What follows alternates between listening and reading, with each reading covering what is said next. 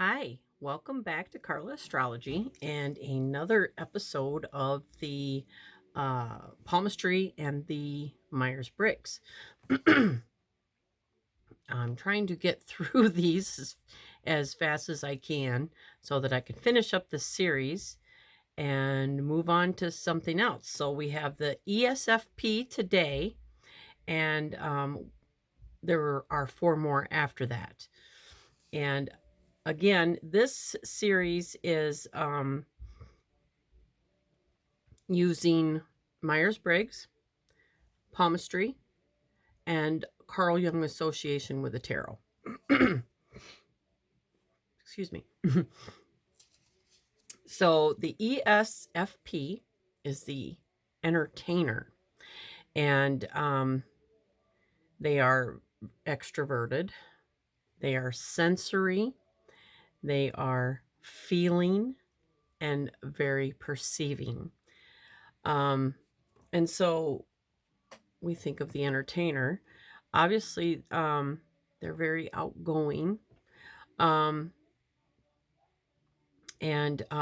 they are associated with the Knight of Pentacles. So the Knight of Pentacles. Actually, this is my youngest daughter's personality. So their strengths are they're very bold, kind of like the last one, the Knight of Swords. They're bold, original. They're very good with aesthetics and their showmanship. They're practical, observant, and they have excellent people skills. So, my opinion, they're going to have a mix of an earth and air hand, which was just like the last one that we did. But there are the mounts, I believe, will be a little bit different in this personality archetype. I believe it'll be earth and air mix, so possibly they're going to have a square palm and their fingers will either be short or long or anywhere in between there. I believe they're going to have a large mount of Venus and a very, that's probably going to be one of the biggest mounts in their hand is Venus. Sorry,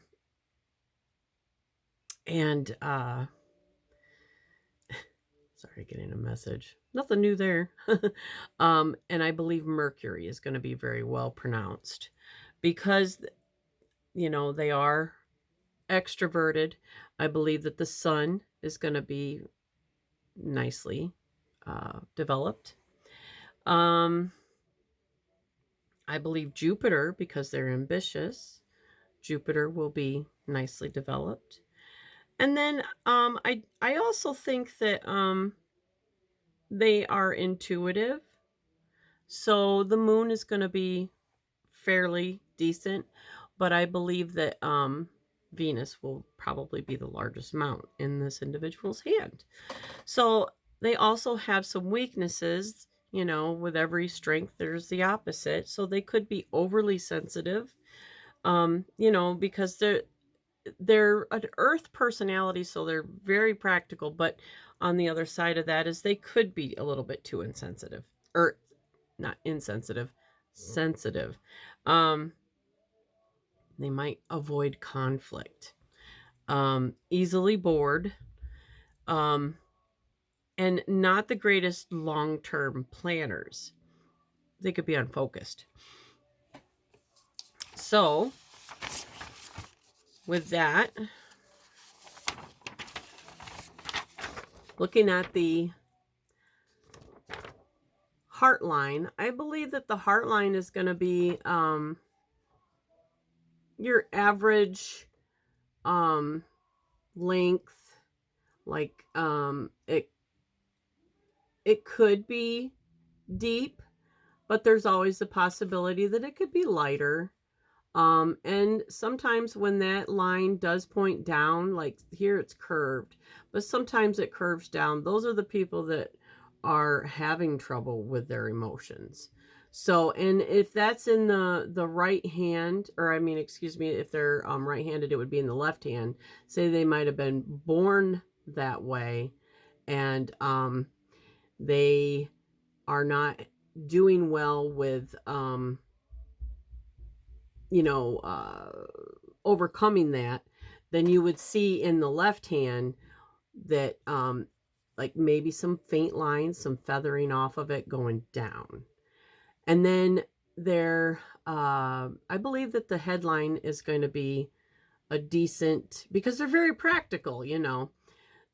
They're not so much analyzing everything, even though they're air, they're not so much analyzing everything as much as they are just in the moment, you know, spontaneous. So I believe it's going to be a decent headline. No major curving.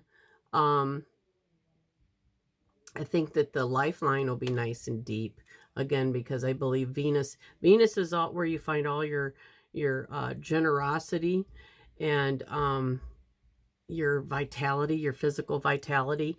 And most of your personalities that have the S are very sensory, so they're very in touch with their physical self. So I do believe that that is going to be a nice deep line. Length of the line is irrelevant, I think. I think you might see stars in on these mounts, possibly maybe even on the moon, on Venus, on maybe on the sun. I think you will see a sun line. I drew in the that's the fate line. I think that these people will have a nice long fate line.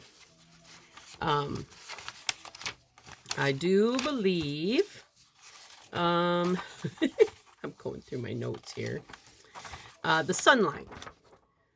The sun line is that line that comes off of the Mount of Apollo. So I believe that they will have a sun line. Their thumb could either be square, which square does speak to practicality, or it could just be conic.